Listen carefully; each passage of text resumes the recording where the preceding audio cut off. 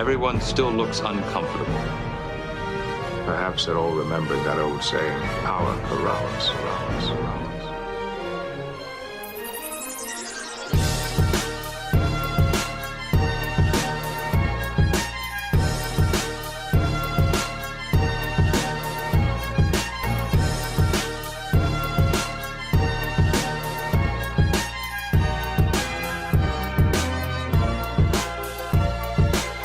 Hello, and welcome to Second Officer Slog, episode 25. I'm your host, and with me is my number one, Jackson.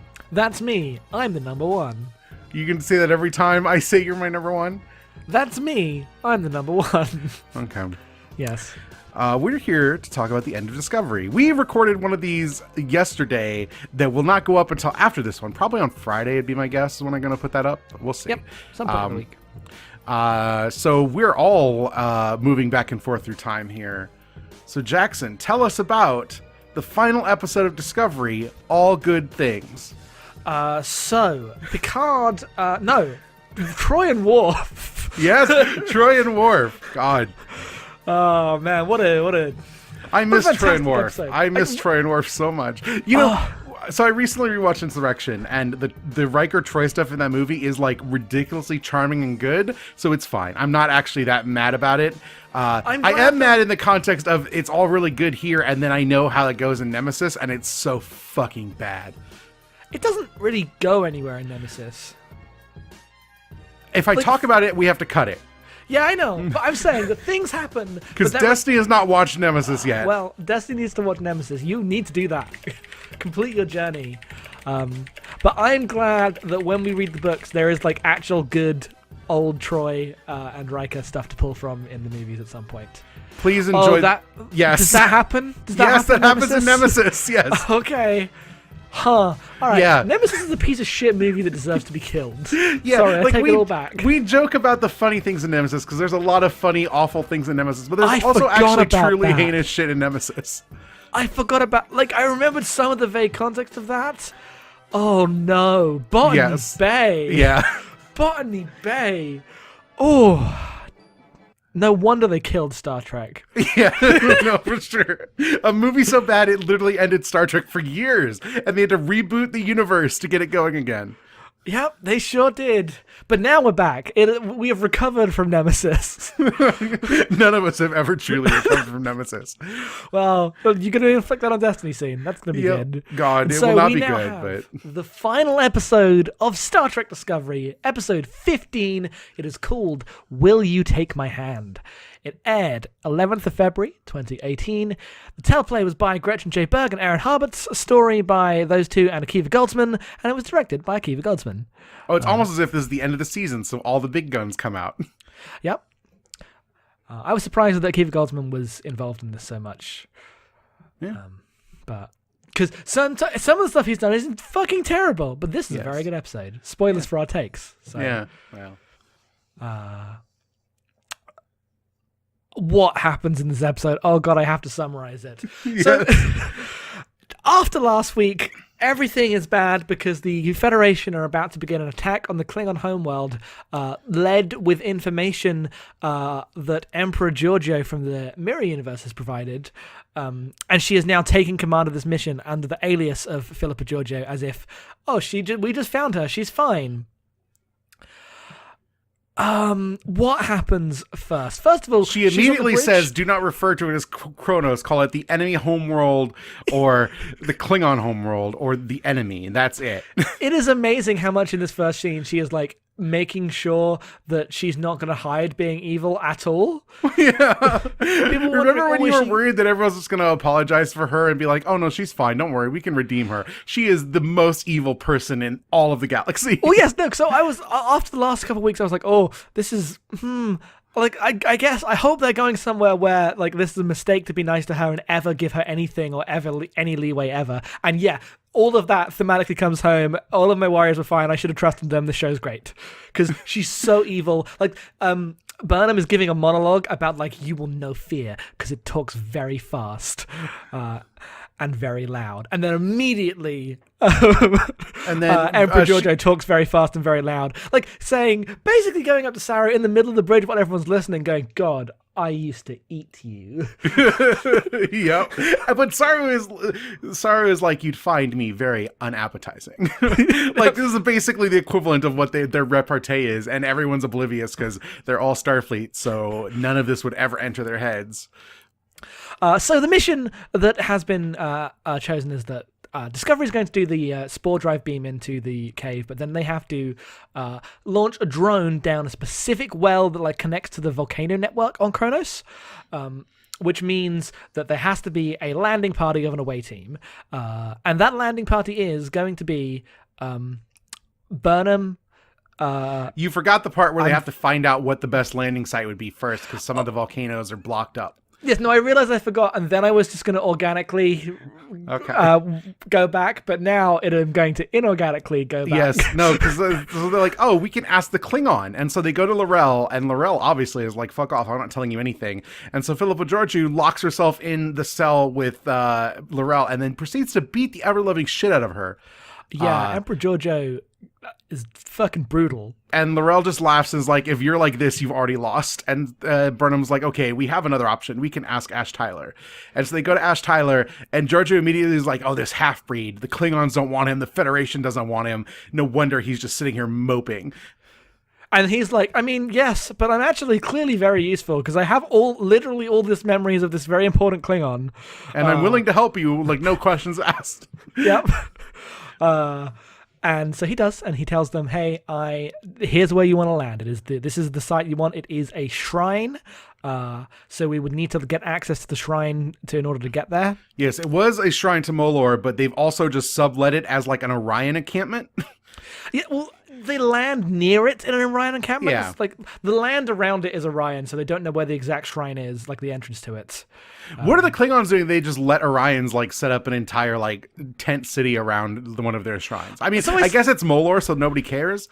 So we'll get to that because they go on. So they go on the away mission, and everyone is about to go on the away mission. Obviously, Burnham, Tyler, and Giorgio, and Tilly. She picks Tilly because because Emperor Giorgio literally exists to fuck with people. Like, when she's beating up L'Rell, it's not really to get information, it's just to make Michael watch her beat up someone. She brings Tilly in and then goes, "Oh, Tilly." And Tilly, not knowing who this is like, "Oh, I'm so happy to be working with you. I've heard so many things." And she's like, "Oh, we've worked together many times before. We sacked Beta Z together." And Tilly's like, "This is the evil one, right?" And then immediately, like, Burnham's like, "Yes, it's the evil one." It's like a ridiculous, like, Sorkin moment where she's like, "Wait, is this? Yes, it is. No, okay." Yeah, Tilly is beautiful. I saw people saying that it was weird that Tilly wouldn't like immediately put this together, as if Tilly's whole thing isn't being the most trusting and hopeful person. Yeah, but also the minute she's given any information to put it together, she does. Yep, no, like I was worried that it would like... She's not a bridge officer. She didn't even see the exchanges earlier in the episode. All she knows is that Michael has talked about Giorgio over and over and over again, and is basically there to big up her best friend. They change into evil clothes. Yeah, she's like, put on some clothes, and they all dress in leather, and they all look cool now. And Tilly straightened her hair. It's because Georgia's like, "Oh, your hair sucks like this," and Tilly's like, "Yeah, I know." In a way, it's like, "Yeah, shut up." Yeah, because her mom is totally that person, and also evil Tilly had straight hair, so she just goes back to that flat iron, I guess. Multiple takes I saw that this was like the show saying that her hair's bad. Like, no, the opinion is that people who say her curly hair is bad are evil people. That is literally the stated text of the show. Yes. Oh, it's good. Anyway, the scene where they walk to the away mission is actually like really good because you get this awkward moment of everyone walking together. And it's very like cool guys walk away from explosions of them. Yeah, but then like Burnham and Ash are walking together, like not really knowing what to do with each other because they're all in this very awkward space with how everything has gone. And Tilly like walks between Burnham and then Michael. It instantly becomes like a junior high relationship drama, and it's so good. It's like the one like no lines, but the shot of her walking in between them and then giving Burnham a look is like, "Hey, I'm here to mediate this. Everything's gonna be fine. We'll get through this." Anyway, they beam down. Stamets, I guess, Black Alert spore drives them into a cave. It's really goddamn cool. It's so cool. There's like a moment where they all have to stabilize the ship. They do it. They beam into this Orion encampment and then go about getting some information. This involves a lot of things. One, it involves the fact that we get a cool, ridiculous, like, seedy Orion encampment, which does not look like what Kronos has looked like before, but it's not traditional Klingon. Kronos itself is really interesting because, like, it's green. Like, it has green clouds. Kronos is like the red matte painting of the temple that is in every Star Trek episode that deals with Kronos. Yeah, the one red matte painting.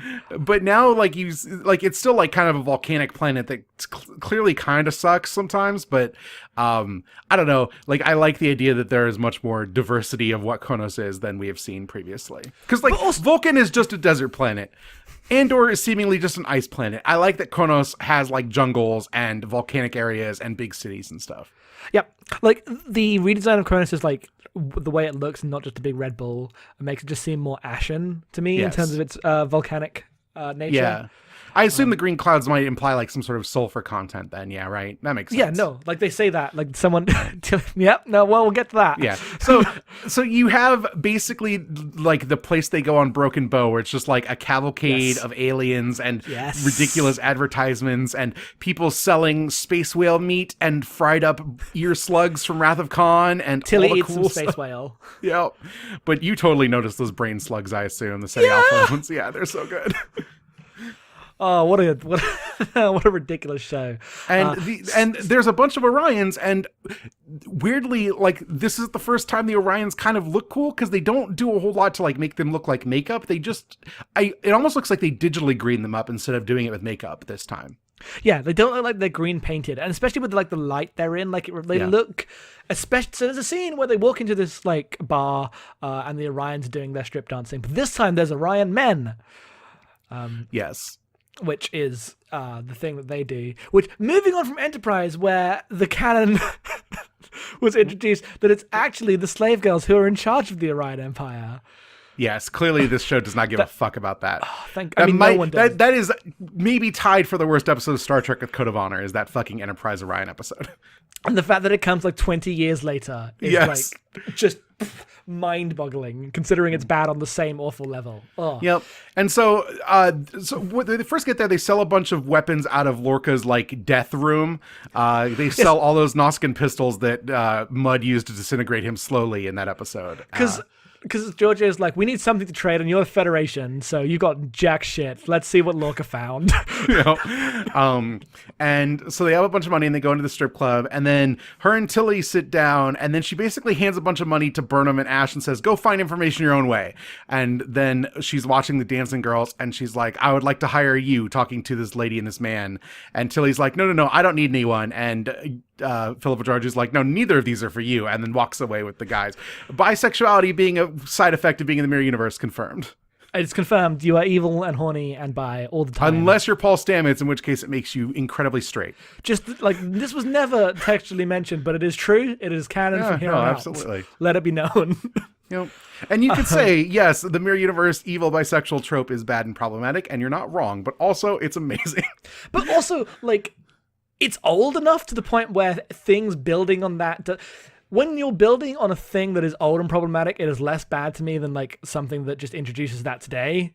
Yes. Like, but also, like Philippa Georgiou it. is a cartoon camp villain because she eats kelpians. Like, this is fine. I'm not really that concerned about it.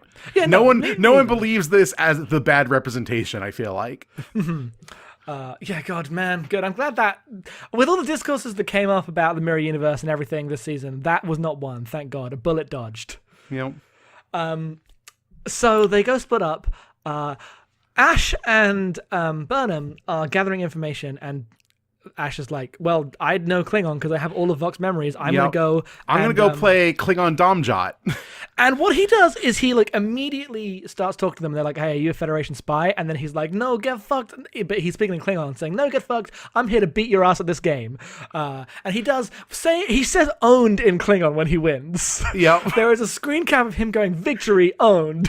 And it is amazing. Yo, And then they're like laughing as this in the scene of the camaraderie of these Klingons, and he's like integrated himself so well. And Burnham's like having PTSD flashbacks at this as she's seeing all this happen, and it's a lot. So she walks out and goes into a tattoo parlor, which tattoos in Star Trek are cool because they like respond to your touch and like grow and change and stuff. Yeah. And she's there when Ash catches up to her, and he's like, "Well, I didn't really get any information." He does not confirm or deny whether or not he cleaned out those Klingons. I assume he cleaned them out. He cleaned them out. Because his whole thing is like Vok thought himself a good gambler. The numbers always came his way. He assumed that it was the luck he didn't have in life that helped him out here. And then him and Burnham have this thing. He's like, "Why are you so upset?" And she tells the story about how the Klingons killed her parents. Those Klingon bastards, they killed her parents. They sure did. And he's like, "Oh, no wonder you hate them." And she's like, "No, you don't understand. I don't hate them. My gut is afraid of them, but I look at this planet and all I see are just people living their lives. There's like Klingons like doing toasts and laughing, and there's people getting tattoos, and there's Orions just selling stuff and bartering and just doing the things people do in the world." And she's like, that makes this so much harder to deal with.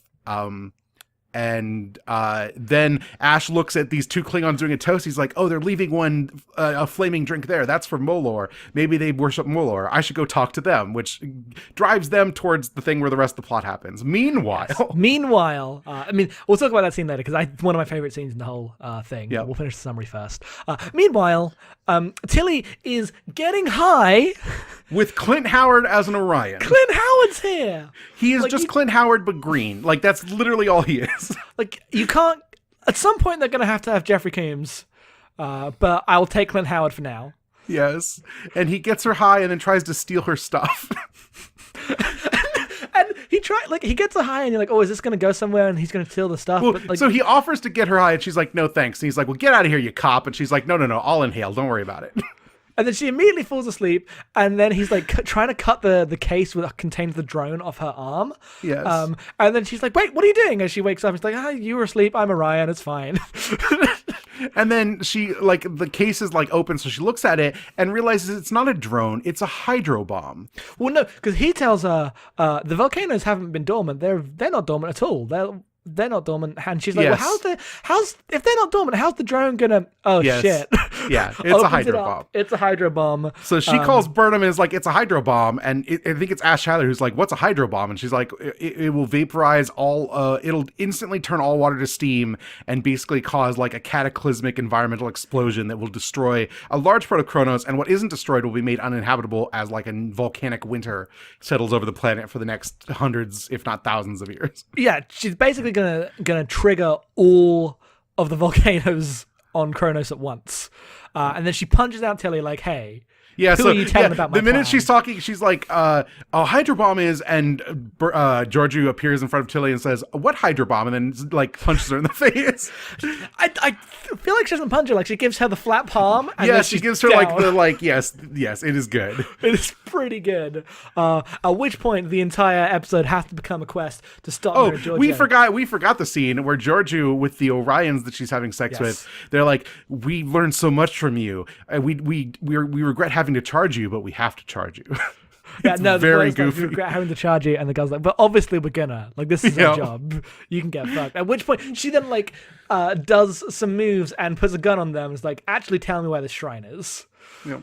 So everyone knows where the shrine is, and they get to the shrine. Or it's what is it? It's Burnham So and the way it goes is that Georgiou gets the shrine. And is like putting the bomb down as Burnham has gone, "The problem isn't Georgiou. This is what her orders were all along." Yes, so she right. beams back to Discovery and calls up Cornwell. Is like, "Is this true? Did you give the green light on this plan and then give it to the Terran Emperor?" And Cornwell's like, "Look, it's war. Terrible things have to be done." And Burnham is like, No. This whole thing started because I thought terrible things had to be done, and it's a mistake. We don't have to be this way. We're goddamn Starfleet." Yep, and everyone stands up on the bridge. Yes, and she's like, "We will all mutiny to make sure that we continue to uphold the ideals of Starfleet." And it's very good and pure. Yep. And so she beams back down and confronts Mira Georgiou, who has put the bomb in the thing, and the bomb is ready to go. At any time, you could destroy Kronos. The bomb is in place. She pulls a gun on her and is like, "Hey, She doesn't pull a gun. I think Giorgio pulls a gun. But anyway, the confrontation. No, is such, Burnham pulls. Giorgio pulls the gun, and then Burnham's like, to her, and it's like, if you want to get out of here, you have to kill me. Yes, but Burnham's like, I've already got your freedom. You don't have to detonate this bomb. Just leave. Just don't start shit and leave, and you can be free. You can enjoy this galaxy. We won't come after you as long as you are not a horrible Terran Emperor in this universe. Which, probably a bad thing to ask the Terran Emperor to not be. She'll go be a criminal, but assuming without her influence, she can't actually fuck up the whole universe. Yeah. Go away. We'll let you do that. And the whole thing comes down to like asking Giorgio, like, you don't actually care about this, and we don't want this to happen. And Giorgio eventually is like, Giorgio, you're right. Well, no, the best part is Giorgio's like, I did this for you, Michael Burnham. Like, you might not be my daughter, but you're close enough, and I see so much in you, and I wanted to make sure you didn't have to live making these awful choices. And Burnham's like, I don't believe a word of this. And Giorgio shrugs, is like, well, it was worth a shot. She's like, you're not like my Giorgio at all. And she's like, yeah, no shit. Which is great, because all the stuff that's like been going through these last episodes and me going, they completely admit, and it all comes out the way you would want it to. And Giorgio eventually just throws her the bomb, like, well, I guess do what you want. I'm leaving. I don't care. Yeah, and she's like, do you think the bomb's going to be any safer in your hands? And Ash Tyler shows up at this point, and he's like, yeah, I mean, like, if you give it to Starfleet, they could just still have the bomb. How is this going to stop the war? And Burnham's like, well, we can give it to someone who isn't Starfleet. Yes, and so they bring in L'Rell and code the bomb to her voice print. And they say, or biometric data also. I think the implication is if something happens to her, it will go off also. Okay. Oh, right, because that's how the threat of the don't... Right. Yep.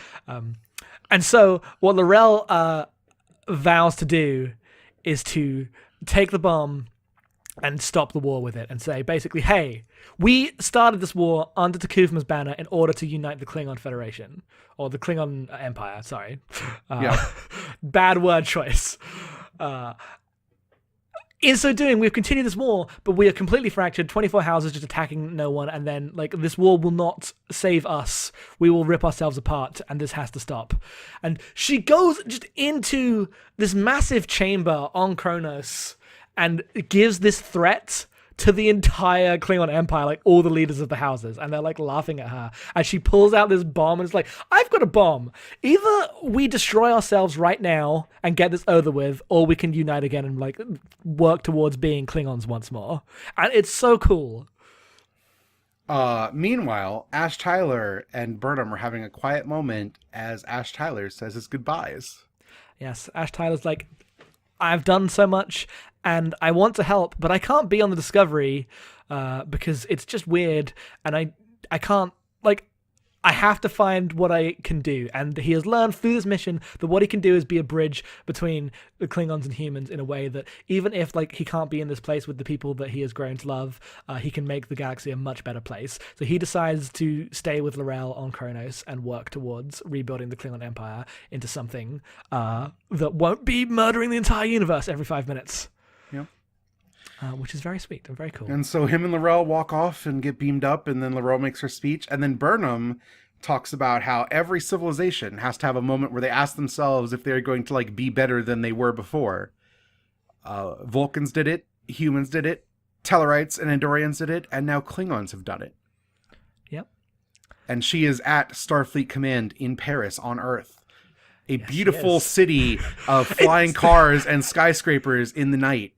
So there's a fantastic shot where it zooms in from space of Earth, it goes past the spaceships, it goes through the clouds, and you reach Paris, and it's just amazing cityscape, and it zooms in, and then you're on a parking lot. Yes! And they're just standing there in just like the plaza of some place that's like outside Toronto or wherever they're filming. Yep. It's pretty good. But like, I say that not as like a way to dunk on it. I actually think making Earth just feel like Earth is really nice. Yes. Because it's so rare. Because you were talking in the Discord about how like Earth is usually just a backdrop of the Golden Gate Bridge. Yeah. Like that one shot of the Golden Gate Bridge is used so many times. And everything just kind of feels like a park where you're not allowed to step on the grass, like all the time. That's just what Earth feels like in that century. And to just have a place that feels like not that different than our Earth. Yeah, it's 200 years later and it's like a lot nicer now, but not a whole lot's changed. People are still people. And she's talking, so there's a big award ceremony. Everyone gets a medal. Yes. And she says everyone needs to be better. We need to go. We are Starfleet. We have interrogated our values and come out stronger. Don't worry. Everyone who complained about the season got everything they wanted. How do you feel now? They probably everyone got a medal, including Dr. Colber, who is given one in his absence, and Stamets is holding it, and it's really beautiful. It's really beautiful. And Cadet Tilly is now Command Track Ensign Tilly. Yes, we finally have an ensign. You know, which is very good. Captain Tilly coming at you in 2 more seasons. Oh, with the rate this show moves. So she's talking to Sarek, and Sarek calls her his daughter, and it's very sweet, and I cried.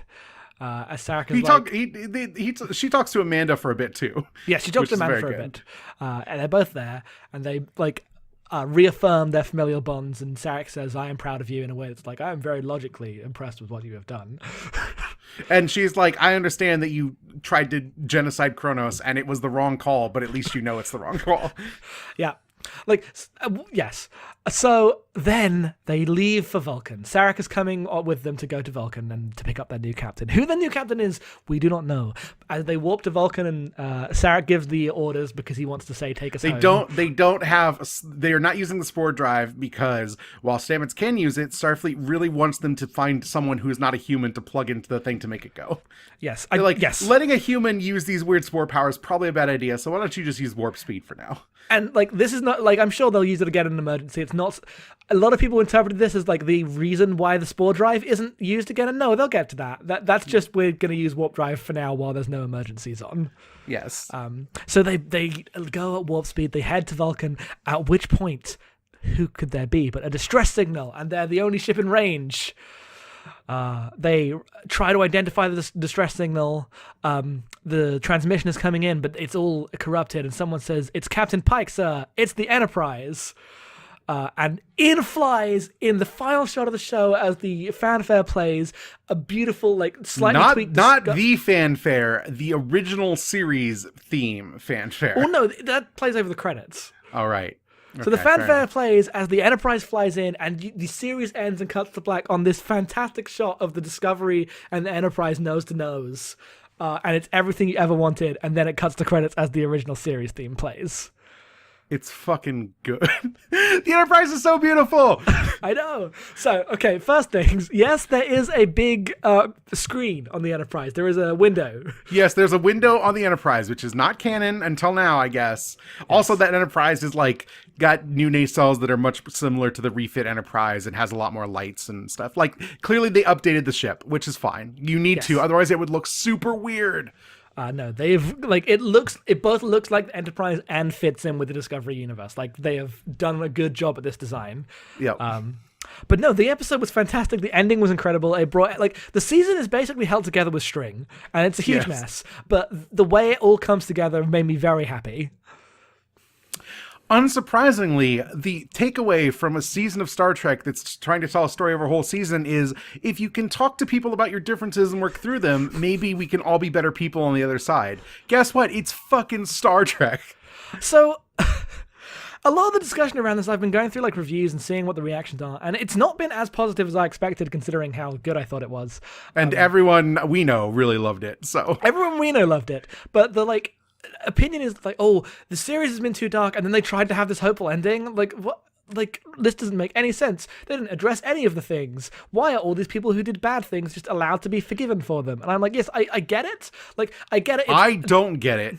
Well, no, I get that it's kind of messy for Burnham to go, weird that you tried to do a genocide. Anyway, it's fine. I understand in isolation why that's messy, but in the context of the show as a whole moving really fast as a big showy prestige series on this network and whatever, and so you have to fit that into this amount of time, it the themes of it hold true and work really well.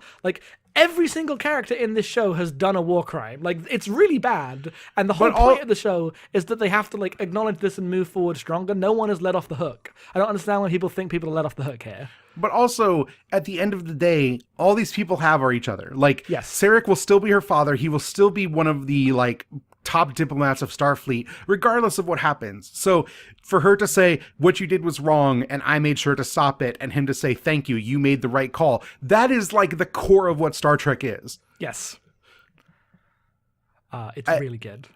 Like, for all of the like everything was too dark, they started this show saying we wanted to show how you get from people you understand to the Star Trek that was shown in the 60s, and we're going to try to do it in 15 episodes, and it's going to be hard, but we're going to give it a shot.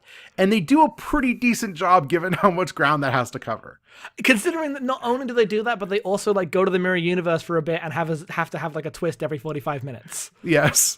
Like, considering what this show needs to accomplish and how much time it had to do that in, and the amount of like masters it had to please with like being a big CBS showy show that got pitched as like Game of Thrones but Star Trek, like a million executives was just saying that to them all the time, and they had to make it. Yeah. And the fact that it came together in this way is like, it couldn't have ended any other way, and they were saying it's going to end this way like from day one. I don't know why anyone doubted them, but I'm so glad that it did come together like this. Yeah. Like, at the end of the day, speeches are made. Nobody has to die because you can talk people into like some sort of detente where no one fights. Mm-hmm. And that's like the heart of Star Trek. Yes. Understanding makes everyone better. It's really good. It's everything I wanted. Star Trek's back. I hope it never ends. And some people are like really like down on that. Like I saw people saying, or you linked to something in the Discord. It was like they should have just mutinied and gone off and explored space on their own. And like I guess that's an option if you're not making Star Trek, because at the end of the day, take it or leave it. And you know, I understand having critiques, and we'll talk about it. Star Trek is about people, like the belief that good people with good intentions can create good organizations that cause good in the world.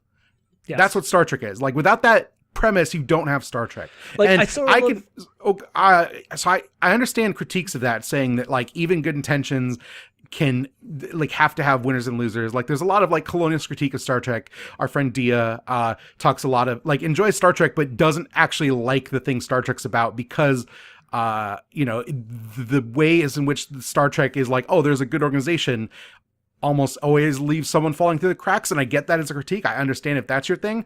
But if your actual answer is, oh, they should have been like cool heroes and flied off and been a firefly, fuck off. Yeah, like the thing is that a lot of the critiques that I saw wanted were like, surely these critiques of the Federation mean that therefore the Federation is inherently like without salvaging and that our heroes should have abandoned it. And that's like just not like DS9 is full of critiques of the Federation. Like the Star Trek has been built on interrogating what the fuck it actually means for 50 years. Yeah, like you get down to like what's the one with Baylock? What's the episode? Corbomite maneuver. Yeah, Corbomite maneuver. Like the premise of that is everyone on the ship saying, we escaped that enemy and now he's damaged, we won. And Kirk going, no, we have to go back and help him. That's who we are. Like we help our enemies when they show weakness. Yep. Yeah. And like DS9 does a lot of this as well, but DS9 also, like, the Federation are not shown as the Capital's the bad guys, right? Like, the Federation are a institution in the galaxy that is not necessarily 100% a force for good. They are like fighting a galactic war to save everyone while also like eliminating a bunch of Maquis colonists. Yes. Or like, and those two things just exist together, and dealing with that, dissonance is like part of that show and the themes of it. But Star Trek would never like say, and therefore the answer is to abandon this whole project and start again. Because what is it like abandonment? Like that might be cool for your like space fiction where you're flying around being cool like explorers on your own, but that doesn't say anything about like the state of humanity. Like at the end of the day, or like Star Trek is a metaphor for people living now, and it always has been, and it's always a thing to look at and interrogate yourself. Like, how do I act within the structures that exist in my world? Are those structures good? How can I better them? And even if I don't believe in them and I want them to fall apart, what else is there? Because there isn't anything. Like you can go off and live in the woods, I guess, but that's not a solution. That's just taking yourself out of the problem. Yeah. And so like, I get it. I understand people like not like Star Trek isn't for everyone. And a lot of us, a lot of like tension in this comes from like whether people want Star Trek, whether people want more like pointed political critiques and have you, but I don't know. I want there to be a series where people are able to come into a room and talk to each other and figure out what to do. Like that is always what Star Trek has been about. It has been a morality play about trying to understand each other from day one, as everything else changes around it. And I don't understand being disappointed in that, considering that's just what Star Trek is. Yeah.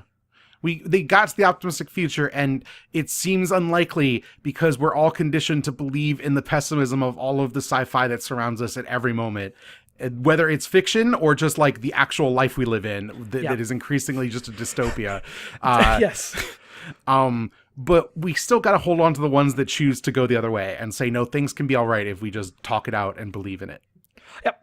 Because I think it's important that, like, a Discovery isn't, it's not saying the Federation is perfect at the end of this. Yeah, no, every single person in this show does a war crime at a point. That happens to all the characters because that's what happens in war. Like, it's also we're all really excited for them to like turn on the V screen and talk to the other ship that is all white people from the 60s. Yes, like it's weird. It's a weird mess. And it, like, barely holds together sometimes, but I'm so happy that they're like reaching for it in this way. And I'm very excited for what season 2 is going to be. Well, okay, so before we talk about season 2, there's a couple more things just to go through with this episode. I really liked all the stuff with Ash this week. After last week not really knowing how they were gonna handle it, I feel like they landed on something very good. I continue to like Ash Tyler. It is inexplicable because I did not think that was going to be how this broke, like in the episode 5, but here we are. No, Ash Tyler's great. Like him, like talking to those Klingons and immediately being able to like bridge that gap was like so cool. Even as Burnham's like reaction to it and being horrified was just as valid. Like the fact that you get this moment of seeing someone who can actually bridge the gap because of like unfortunate circumstances placed upon him, but has this ability to do this is like really good to see in action, and I like it a lot. Yep. Yes, and his like final scene with Burnham is just excellent. Yeah, no, it's really good. I'm very excited to run into Laurel and Ash a couple times every season as long as this show goes on. Yeah, like, because the Klingons are not going to be the focus from this point on. Like, they are pretty much where they were in TOS, where, like, they don't like the humans and they're dealing with their own stuff, and they'll come and, like, have a, property dispute every so often. Yep. Until the Praxis and relationships can thaw then. Yep. But no, so what else do we have left? Do we have any season 2 predictions? So interestingly, so after Trek happened, and I didn't watch it, but people actually watched this one and so reported back. And apparently the producers are very clear that the green thing landing on Tilly's shoulder from the spores means something. Okay, so that did mean something. That wasn't just a shot. Yes, they teased like, oh, remember that thing that landed on Tilly? Maybe that's something we'll pick back up. I do. Well, so a lot of the hints were like, let me find this one Kurtzman quote. So when asked about what the Enterprise thing meant, like the Enterprise being there, they were like, oh, now the Enterprise is there. What does this mean for the show? And he gave like the most non-answer of we haven't written the scripts yet. That was like, the show is called Discovery. It's not Enterprise. So yes, the Enterprise will play a part of season 2, but it will absolutely not overshadow Discovery. And I think with the Enterprise's arrival in the finale, we recognize that the audience has a lot of questions about our synchronicity with the original series, which really means synchronicity with canon. So the promise of the Enterprise holds the answers to a lot of these questions, including Spock's relationship with his half-sister, who he's never mentioned, which does not necessarily mean you're going to see Spock, just that we owe an answer to that question. Yes. I mean, Spock didn't mention his father until his father showed up and made himself known. So it's not like Spock is like normally all chatty about his past. Cyborg. Yeah, no. Spock has another brother, an actual blood brother. There are people who are probably listening to the show who have been watching a bunch of Star Trek who probably don't even know Cyborg exists. Yeah, no, Spock has a brother. You meet him in the Star Trek movies. It's a bad movie. Cyborg is the character that it's Cyborg and Tasha Yar / Sela are the characters who most need to be fixed by someone going in and remaking some of this stuff. Oh, well, I'm sure we'll get to a Cyborg book. You know we will. Who knows? I don't know if that's true. What are you talking about? No one wants to dwell on Cyborg. That's like dwelling on Shinzon. Like nobody wants this. There's gonna be dwelling on Shinzon. There's enough. No, there will not be. Are you kidding me? No, there will not be. Everything gets dwelled. I guarantee there is nothing that is not a marketed tie-in to Nemesis that dwells on Shinzon one bit. All right. Well, we'll see, I guess. So the Enterprise I've seen like people wondering, does this mean that we're going to pick up from this point? Is this a cliffhanger? I am fairly convinced that absolutely not. It's like it's just the ending of the movie. Yeah, show. They made this not thinking they might not get a second season, so they ended on a showstopper. You know, like this is the thing. Yeah, like I don't think episode 1 of season 2 is and then they have to fix whatever's wrong with the Enterprise. Like it'll just be the new captain will be there. There'll be a new status quo, and we'll be set up for that, and then the new plot will happen. Is my prediction. Who do you think the captain's going to be? Like I know not a character we know, but what? Considering they have said it is a new character, what do you think that means? So, I mean, they're going to Vulcan. It's a Vulcan. Yeah, so it's definitely a Vulcan, which is going to be interesting. Yeah. I don't know. I thought it was just going to be Saru. Yeah, I guess not. Because everyone calls him captain all the time, and he has to go. I'm actually just an acting captain, yes, guys. But the minute where they gave everyone promotions, they definitely did not give him one. They definitely did not. They could have, but they chose not to. So I'm excited to see what the new captain is. Of course, even if they're getting a new captain, that captain is clearly marked immediately as the most expendable character on this show. It depends who they cast, right? Yeah. Okay. The bigger the name they cast, the more expendable that captain is. Absolutely. It could be anyone. No. So, yeah. I guess the other thing that everyone has been talking about is, what do you think they can, assuming the Enterprise actually is in some episodes, what happens for casting there? Well, so it's Pike's Enterprise, which means you're looking at the cage, which means there is Jeffrey Hunter playing Christopher Pike, there is Majel Barrett playing number 1, and there's Leonard Nimoy playing Spock, and then a bunch of people who do not matter. Yes. Literally do not matter, and you could recast all of them and replace them with anyone. So all you need is, like, number 1 is easy, and obviously there's no, like, analog. You just need to get someone who is striking and cool. Yes.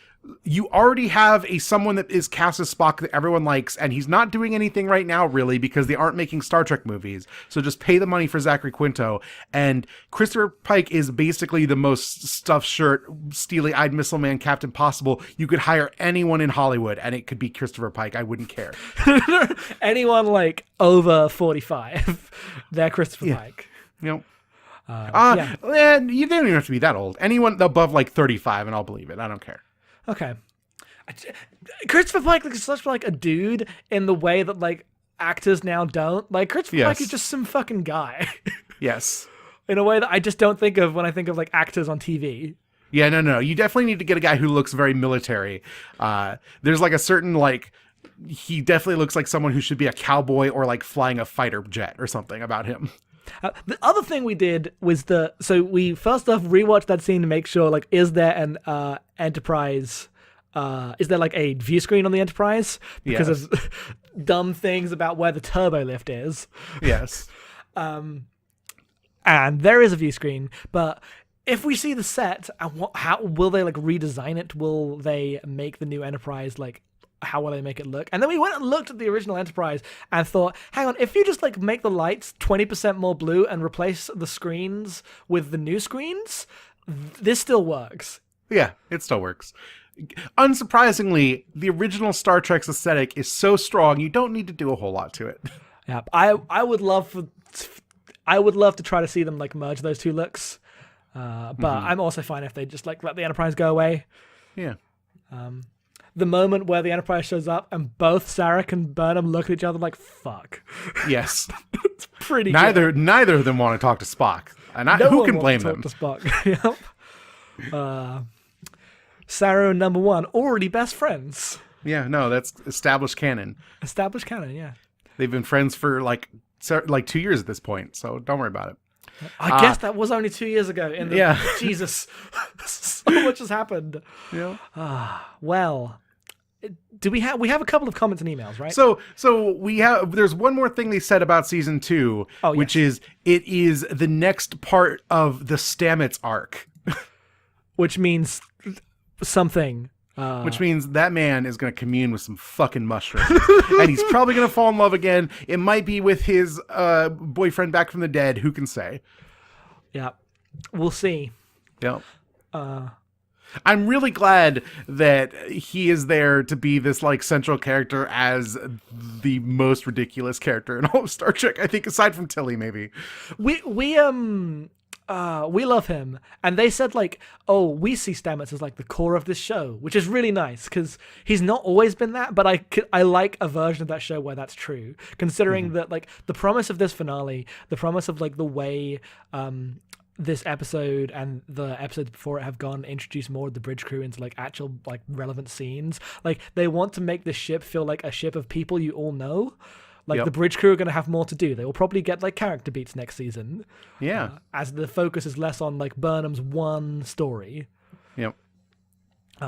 Which is very exciting to me, because I'm glad we just have a Star Trek ship now. Like, I know everyone on the bridge now. Yeah. And I know which one of them is number one? That's my question.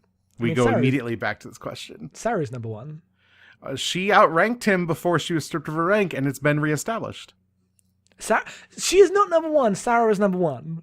I feel like no. Okay, if they make her number one again, I don't like that initially. Like, I'll obviously, considering how the season ended, like, I will trust them with whatever they're going to do. I mean, whatever. I think Sarah's going to be captain before the end of next season. So I expected it now. They've done so much work to make Sarah feel like the dad of this crew. Like, Burnham feels very important to all the missions, but she's not at the top of the crew. Like, she doesn't matter to everyone in the same way that Saru does. Like, Saru and Tilly were, like, the people that led the crew through the mirror universe while Burnham was off doing her thing. Like, they look up to those two in a way that they can't for Burnham. Yeah. Like, she's still an outsider marked by, like, all the way that Ash Tyler stuff fell. Yeah. I don't know. I feel like her status is being kind of... The entire war is her fault. Like, straight up. Yeah, like, still. Yes. So, we'll see. It all depends who the new captain is. I hope it's someone very cool. I hope they don't die immediately, or they do die immediately. One of those. One of those. So we got a couple of emails. Yeah, we had one email, unless we got another one I didn't see. Oh, we got some questions on the Discord and stuff. Okay, I will do the email then. We got an email from Hunter that says, does any of the characters in Discovery rank among your favorite Trek characters now? And what was your favorite Tilly moment of the season? Oh, God, that's really hard. I mean, like, Tilly is up there. Burnham is the best Star Trek character with the least amount of screen time. Like, straight up, this is unquestionable just in terms of the development that is done and the work that she gets to do, because no other Star Trek has had this much stuff this quickly. But it's Tilly. I would probably say it's Stamets. Yeah, no, like... With Burnham a very close second, only because I'm really interested to see what they do with her now that, like, the war stuff is mostly wrapped up. Yeah, no, they have multiple choices, right? They can come up with something new, or they can, like, push her slightly into the background. Yes, I like Tilly, but Tilly she doesn't feel quite like they need to give her, like, actual stories that are not around her being, like, delightful for me to like invest in that way.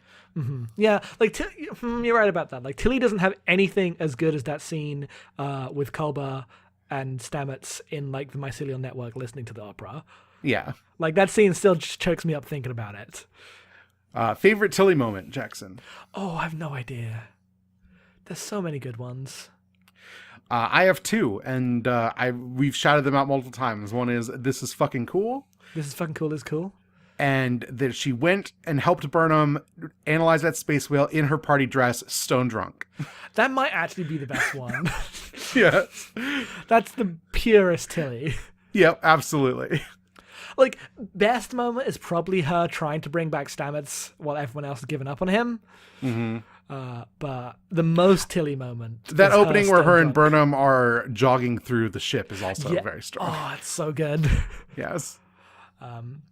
Ryan has a question from the Discord, which is just, what do you want to see in season 2? What do you want the captain to be? Do you want actual Enterprise? Do you want actual Enterprise episodes? Also, it was great how the previously on Star Trek Discovery was in Klingon. Yes, it was very good. That was very good. I would like some more aliens, please. This ship is very, very human centric, and that's cool because it is like the most diverse cast we've had ever in Star Trek by a lot, by enough that it's embarrassing. But please give me like a Tellarite or an Andorian. I just need one of these for me, please. Also, they literally had an alien on the ship, and he got sent off for being too much of an alien. Like, it's a messier situation than that. I don't actually think like that's what the show is saying, but that also happened. Like, he's like, oh, you can't fit in stuff. You can't fit in stuff. Like, you have to leave the human ship. And we already have two like defined Starfleet races that are like key to Starfleet that we get very little of in the world, and those are Andorians and Tellarites, and I love them both, and I would like both to have like a spot to just shine with a good character. If we get an Andorian on the Discovery crew, I'm going to be so happy. Yeah. Please right the wrongs of Enterprise being canceled by putting a fucking Andorian on the ship. Bring back Jeffrey Combs. No, you don't have to do that. He's too old now. Yep, he's dead as hell, I assume. And he's not dead. He's not dead. No, I meant Tran's dead. Oh, yeah, Strand is dead. Probably, sure. Jeffrey Combs is not dead. Make him an admiral or something. I don't know. You know, he needs a guest spot, but a small one. How about all of this turns out to be a simulation of Commander Riker in the holodeck watching Discovery? How about that chef? Yeah. Oh God. God, why did you do that? But yeah, I just want more Star Trek. I want more episodes like Magic to Make the Sanest Man Go Mad, which is that Mud episode where he takes over the ship. That is the one everyone shouts out as being just a good episode that doesn't have a bunch of stuff going on. And they've said specifically they want to do more of that. Yeah, because it's incredible. Are you kidding me? It's incredible. He comes out of a space well and kills Lorca 50 times. So many times. Mud can't come back though. He's done. Yeah, I think that's probably true. What if he comes back and he's like, wait, Lorca was already dead before I met him? Hang on. Yeah. Yeah. I don't know. I don't think Mud makes much sense without Lorca there to play off of him. Yeah. I miss Jason Isaacs. Yeah, no, me too. Do you ever think we'll ever get Prime Lorca? No. No, I don't think so either. There's not enough space, and like the way they talk about him now, like throwing him off in order to bring that crew together seems like what they were doing there. Yes. And so I just don't think there's any, like, they wouldn't do anything interesting. It'll just be a thing to happen. Season 3 cliffhanger at the end of that season is totally Philippa Georgiou coming back to like kill everyone, right? Like obvious. So the two big ones are obviously Laurel and Ash do something again, and then Mira Georgiou do something again. Both of these things are like open threads. I mean, I feel like Ash and Laurel are not just open threads, but are going concerns for the show going forward. That's my hope. I don't know how much we'll go back to. Like, yeah. It could just be that they ignore Klingon for the next season and do something else. But what if also like just one of the episodes takes place on Kronos and it's just those two? Oh, now that would be good. Yes. That would be very good. Yeah. They can do whatever they want. They're not on television. That's true. They can do whatever they want. Oh. Yeah. What is the cliffhanger for the next season? Because I bet next season has a cliffhanger ending, considering they're like thinking they're here now. They don't have to end like bringing the Enterprise on, cut to credits. Gorn. That's the big threat they introduce. Tholians. They fight the Tholians. they fight the fucking Breen. Oh my! Yes, give me TOS Breen. Do they have like ridiculous old timey refrigerator packs on them? Yeah. So everyone thinks the Breen are like a completely useless race that have to like supplant themselves with all this technology, and that they need a lot of help. And this is why you explain why everyone's terrified of the Breen. I mean, the Breen they're basically just like a knowable like space army, right? Like they're really good at fighting. Well, yeah, but has it been established when they started that? Like, when did they run into the Breen and like, oh fuck, we need to be afraid? They literally invent them in DS9 because they need a race that's not part of the Dominion to be afraid of. Yep. The Breen. Yep. The Breen. The Romulans. We can't see the Romulans. Yes, no, I know. You can't do the Romulans. That breaks canon. We go forward to the 24th century. That's the actual answer. Oh, they totally could. They have the technology. We go back and it's fucking old ass Data. No, they go back to the 21st century. Not the 21st, the 22nd century, and it's old ass Data. Data? No, it's not the same thing, and you know it. They go forward to the 24th century, and no, they won't. They won't actually do any of that. This is all hilarious speculation. Yep. They go meet the Voyager. Yeah. There's just not many things you can do to tie into pre-existing Star Trek given where it's at. Like, there aren't that many things in TOS that's like, oh, revisiting this would be interesting. Like, there's the Klingons, we did that. There's the Romulans, you can't do that because of lore reasons. And that's it. That's all you got. I mean, like, we need to flesh out the Andorians and Tellarites more. That is the number one obvious way to go. So let's hope that's what they do, because we both really want it. Yep, put a Tellarite on that ship. Hell yes. Right. I guess that's it for the podcast. Yes, that is it for the podcast. We will stop talking about Discovery until next year, basically. That's not true. We're covering books, so I guess we'll continue to talk about Discovery. The book is out. We are going to read Lorca and Georgiou's team up. Yep, Prime Lorca. Prime Lorca. Yep. See what he's like. Just some Prime Lorca looking like a snack. I hate you. We're done here. Jackson, please give us the plugs for the final time. I won't do it. No, we're on the internet. You can find me at Headfuls Off on Twitter. You can find the podcast we do at abnormalmapping.com. That is Abnormal Mapping. It is a game club. It is good. Thebestgame.club. Go there. The Amory Score is a podcast that Molly and I do. We read Coheed and Cambria comics. They are amazingly stupid. IneedMayo.com. Get your mayo there. You can listen to Novel Not New, which is a visual novel game club that you do with Jen and Six. That is at abnormalmapping.com. Fireside Friends is at firesidefriends.net. That is a monthly show with Ryan, Alan, and Katie. And you can also... You can support us at patreon.com/abnormalmapping. There's a wide variety of benefits, including being on episodes. If you want to watch your favorite Star Trek episodes with us, we will do that. We sure will. For $1 a month, you will get access to a special patron-only podcast called The Great Gundam Project, which is me and Jackson watching all of Gundam from the beginning to now, 2 episodes at a time every week. It's a good time. It's a good time. If you want space politics, but in a radically different context, yes, please come to the Great Gundam Project. All right, that's it. Oh, I'm on Twitter at em_being, of course. Please follow me. Talk to me about Star Trek. I'm always down to talk about Star Trek. If someone gave me a DM about Star Trek and wanted me to explain things, I'm like, oh, sorry for being annoying. And like, no, if anyone wants to talk to me about Star Trek anytime, I'll do it. Yep. At me. Yeah, at me. All right. That's it. We're done. Discovery's over until next season. I will talk about Discovery books. Come back in like a couple days to watch our episode, listen to our episode about The Return, which is a fantastic William Shatner penned book. Believe me, it's actually good. I promise. Also, that episode's like 2 hours long. I have to edit it, and I'm really not looking forward to it. So long. Which means that we are on the hook to, at some point in the next few months, actually do the Kelvinverse thing we've been promising for ages. Yes, that's coming. Until then, we will see you out there.